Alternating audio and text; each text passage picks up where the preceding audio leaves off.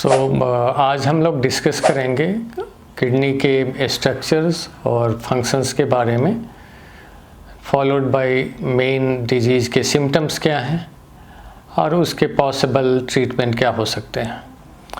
तो सबसे पहले किडनी दो बीन सेपेड स्ट्रक्चर है जो दोनों फ्लैंक्स में होता है, पीठ के पिछले वाले हिस्से में होता है और the size of the kidney is around 10 centimeter on an average in an adult and दोनों किडनी सेपेड होता है, बीन सेप इसको भी बोलते हैं। तो प्रोमिनेंट स्ट्रक्चर है बॉडी का और मेजर पार्ट इसका किडनी पे परफ्यूजन इसके हार्ट के फंक्शन पे डिपेंड करता है।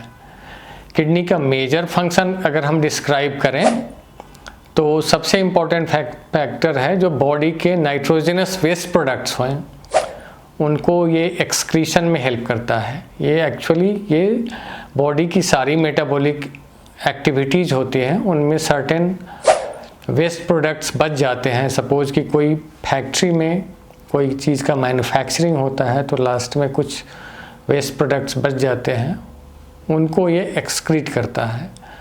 This can be as simple as that.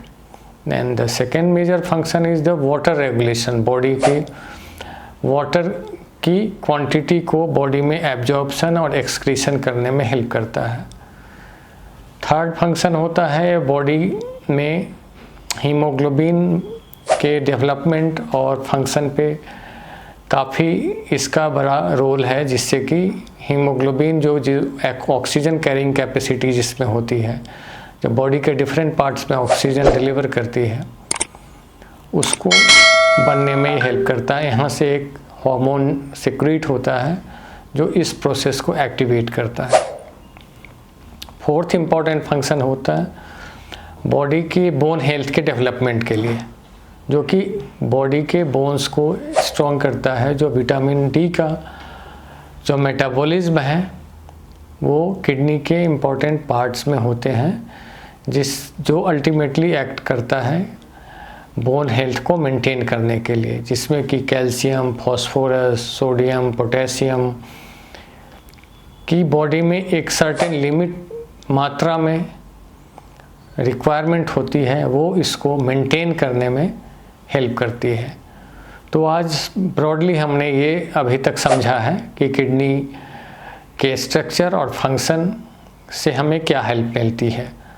तो दो इम्पोर्टेंट स्ट्रक्चर्स हैं जो दोनों साइड में होते हैं एंड इसके फंक्शन के बारे में हमने समझाया।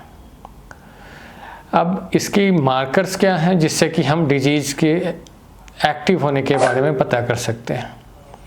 तो इम्पोर्टेंट सिम्टम्स होते हैं इनके, जिनसे हम ब्रॉडली ये आइडेंटिफाई कर सकते हैं ये किडनी डिजीज़ से संबंधित हो सकता है। जैसे कि किसी की बॉडी में स्वेलिंग आ रही है, फेस पे स्वेलिंग आ रही है, पैरों में स्वेलिंग आ रही है, साथ साथ में किसी की हीमोग्लोबिन में कमी आ रही है, बॉडी पीलापन लग रहा है, खून की कमी लगातार होते जा रही है, किसी का ब्लड प्रेशर अनकंट्रोल हो रहा है, ब्लड प्रेशर बढ़ रहा है, यंग एज में ब्लड प्रेशर बढ़ रहा है, अनकंट्रोल हो रहा है, कई दवाइयाँ खा रहे हैं फिर भी कंट्रोल नहीं हो रहा। इसमें ये कंट्रोल करने में तो ऐसी परिस्थिति में हमें समझना चाहिए कि ये किडनी रोग से संबंधित हो सकता है। किसी की अनकंट्रोल्ड यूरिनेशन हो रही है, रात में बार बार जाना पड़ रहा है, रात को उठने पर फिर प्यास का लगना हो सकता है, या बॉडी में स्वेलिंग का बढ़ना हो सकता है, ब्लड में यूरिन से ब्लड का आ जाना या यूरिन से प्रोटीन का आ जाना, थकावट रहना, चलने फिरने में सांस में तकलीफ़ हो जाना, या हड्डियाँ कमज़ोर हो जाना, भूख नहीं लगना, उल्टी हो जाना या ज़्यादा स्लीपीनेस हो जाना, ये सारे लक्षण किडनी रोग से संबंधित हो सकते हैं। इसकी रोकथाम के लिए शुरुआत में बीमारी का पता लगाना ज़रूरी होता है, जो इसको आगे बढ़ने से रोका जा सकता है, और अर्लियर ट्रीटमेंट देने से हम इसको कंट्रोल किया जा सकता है। अगर अर्ली डिजीज़ कंट्रोल हो जाती है तो ये कम्प्लीटली रिवर्स भी हो जाता है, डिजीज़ का प्रोसेस ठीक हो सकता है। अल्टीमेटली अगर किडनी फेलियर वाले स्टेज पे जाती है तो वहाँ पे डायलिसिस या फिर किडनी ट्रांसप्लांटेशन से संबंधित हम लोग बात करते हैं, ऑप्शन होता है कि अल्टीमेटली शायद किडनी ट्रांसप्लांट की ज़रूरत पड़े या फिर लाइफ लॉन्ग डायलिसिस की ज़रूरत पड़ सकती है अगर ये डिजीज़ एडवांस स्टेज तक चला गया तो। हालांकि अगर इस समय पर इलाज किया जाए तो बीमारी कंप्लीटली रिवर्स कर जाती है और ठीक हो जाता है। Thank you.